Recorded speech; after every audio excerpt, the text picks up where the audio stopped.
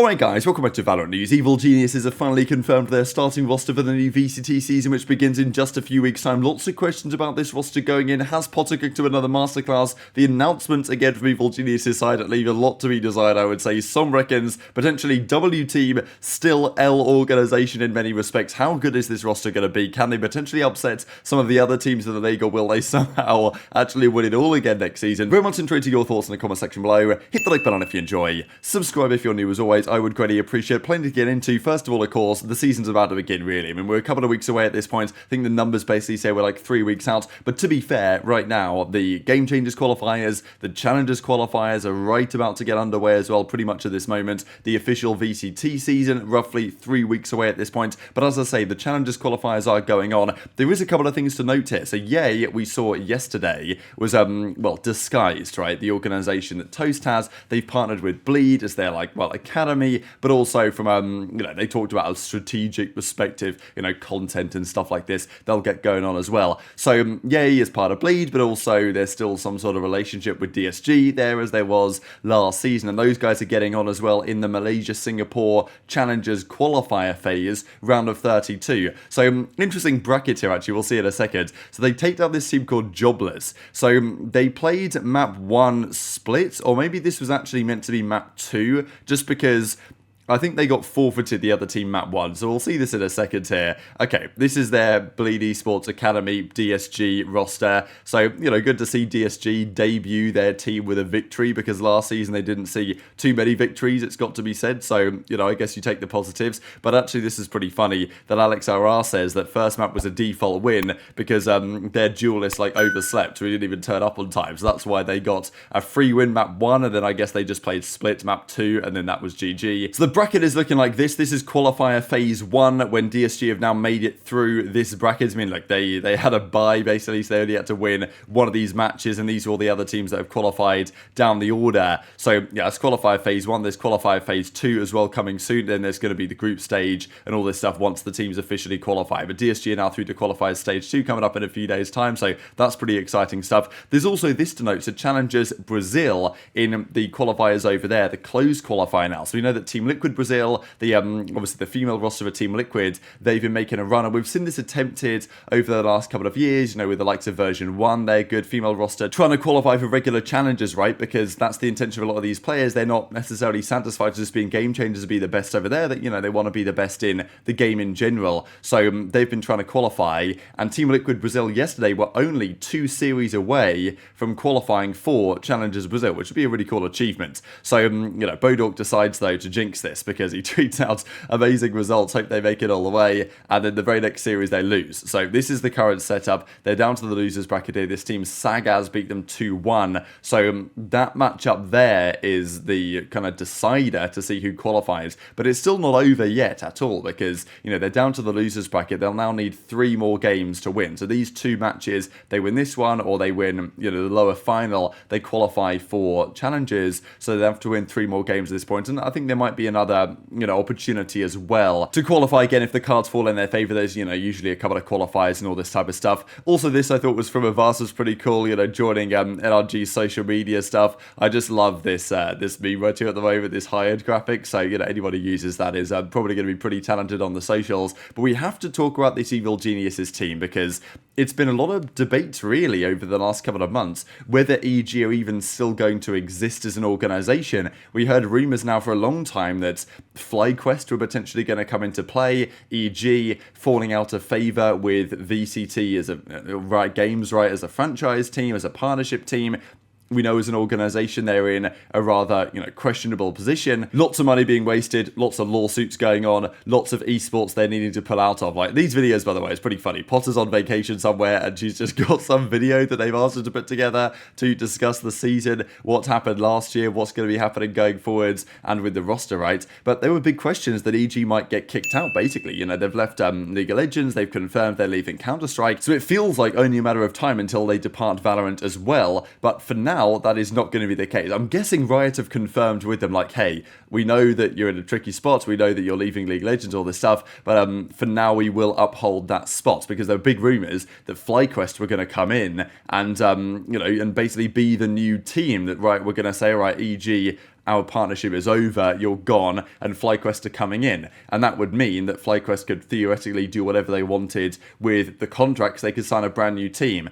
Because it's not like the way that this partnership league works, that you have FlyQuest coming in and buying out Evil Genius's roster. That doesn't really work, just because if they were to come in, they would take EG's spot. So, you can't, it doesn't really work like that, right? It's not the same way as a traditional franchise model when, you have to pay money to get in. This time it's more of a partnership model where Riot decides who they partner with. But clearly EG are confident enough that this roster is going to be the roster for next season. They're not going to get kicked out of the league to actually sign a team. So here are some of the announcement videos, and s0m gives his reactions. Gen.G being back in again. All of our games, back to back.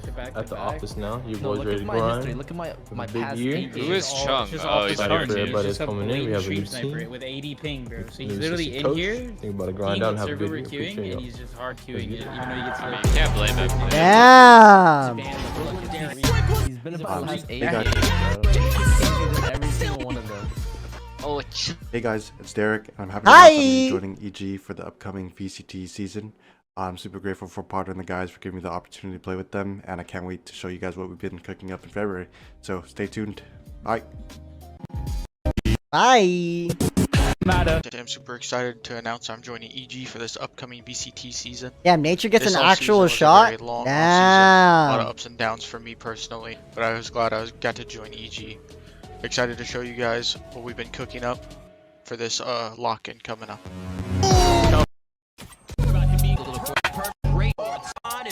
What? If you're grateful to have an opportunity to play under EG for this upcoming VCT season, Whoopa man. I am very excited to reunite with Derek and to work with everyone else on the team.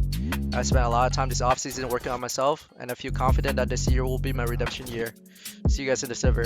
Peace. Yo, it's A-Pod. I just arrived at the EG jail. I'm currently hiding from the warden right now. Okay, bro. Wait, hold up. I think he's coming. Okay, bro.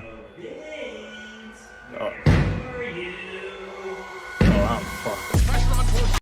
Nice. W Team L Ord. JK, I love EG. Can I join you guys or no? Yo, same. So Jorgamo, of course, does stay on the roster. The only one to be maintained of all the other guys, Ethan, Demon 1, they've gone to NRG, Comma's gone to Lev. And of course, Boostio's gone over to 100T. The way they put this video together, pretty funny, right? If we have a look at this, you see Jorgamo, they cross out the faces of the other guys that have gone from the franchise. So, Jorgamo says hello. Like, these videos, it's such an EG way to announce your roster. You know what I mean? I just can't believe that this is actually how they've done it. They've got this gameplay moment edited together.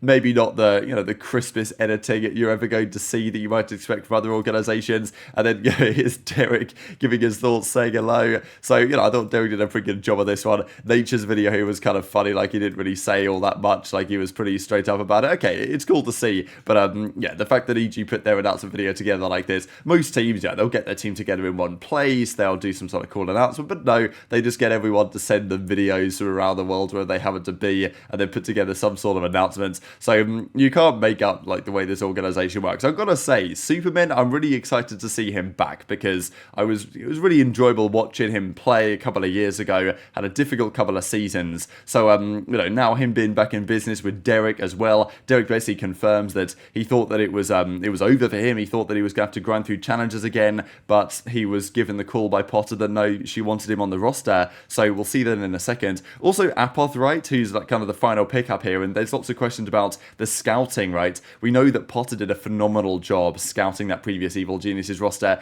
and maybe lightning can't strike twice, in the sense that that EG team last year was better than most people expected them to be, absolutely, especially towards the end of the season. So, the Demon 1 move for BCJ was controversial, but it paid off massively. Can Potter and the team possibly pull that off again when they put together a team of players that people aren't expecting to be right up there, and all of a sudden put together a really competent squad? Apoth might be a very important scouting piece to the puzzle. And even Com, former player, says, make sure you support the boys over at Evil Geniuses. Shouts at all the guys, they deserve the support. Of course, he could have been there, but then Lev decided to make a change and Com was out, and he went to that team instead. So, as Jorgamo says, we're back another year to show and prove people that there is talent awaiting to be unleashed. Super excited to see the growth out of the new squad. Can't wait to show out. And Jorgamo's got the experience. He was been there last last year. He saw what happened with EG last year, unexpectedly so. So, yeah, maybe head talent scout, Jorgo on this one. The other thing to mention on Apoth, actually, that I kind of forgot to say is that, I mean, the fact that they have him in contract jail here, or like they have him in the jail and they get him to talk about the warden. It's like, it's a bit of a weird one for the organization to do. And maybe it's funny for the players to joke about it, but the fact that the organization is on their own platforms kind of tweeting about this stuff, admitting, basically just referring to the fact that, yeah, they've held players in contract jail for months and now they've finally let them go to other franchises. Not exactly a positive for the organization, but nonetheless, they'll talk about it on their social media as if it is such. And as Derek says, that he thought that after last year, he was, you know, committed to just grinding through tier 2. But, you know, he got the call from Potter at 6 a.m. and was asked if he could scrim. That's what he does. It works out for the team. Now, worth noting, to be fair, that this is only a 1-year deal for now. The entire team is under contract for 1 season, which is, you know, probably fine. But some teams, they'll sign their players a longer-term deal. So it's quite clear that Evil Geniuses are not exactly a lock-in for what the future is going to be for this roster. But, you know, how are they going to do, right? Because this team on paper, and people are putting them, you know, 11th, 10th, maybe 9th, something like that. On paper, one of the weakest teams in the league, I think, again. But we, of course, did see what happened previously, what Potter was able to achieve, and what that roster was able to achieve last year.